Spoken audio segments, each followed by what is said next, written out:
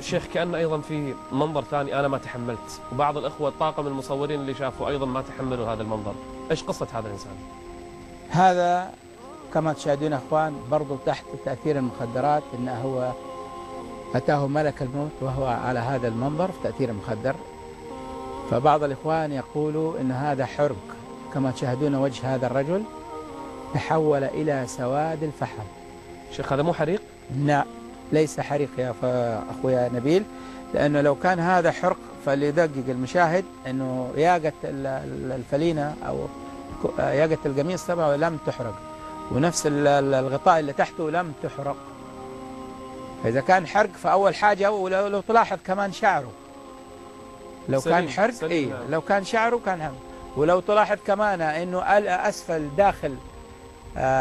داخل فمه البياض، ورقبته كما تشاهدون في بياض. يعني عفوا شيخ، هذا ايده نفس لون وجهه كان؟ هذا الوجه يعني هذا الجلد نفس اللون؟ الايد هذه من كل هنا انه له جلس مده هو في حاله تعفن في من تاثير المخدر، هو بعد ما اكتشفوه ميت، لكن جسمه كله لم يتغير. حتى لو تلاحظ انه معدته مع المده لم تنفجر.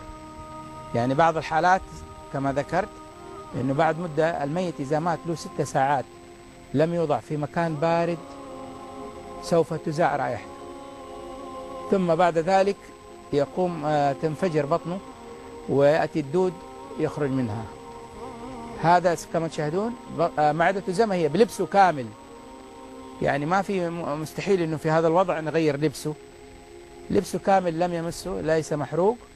لكن كما ذكر الله في كتاب الكريم يوم تبيض وجوه ويوم تسود وجوه. أعوذ بالله، أعوذ بالله. هذا شيخ سواد كامل، نسأل الله العافية.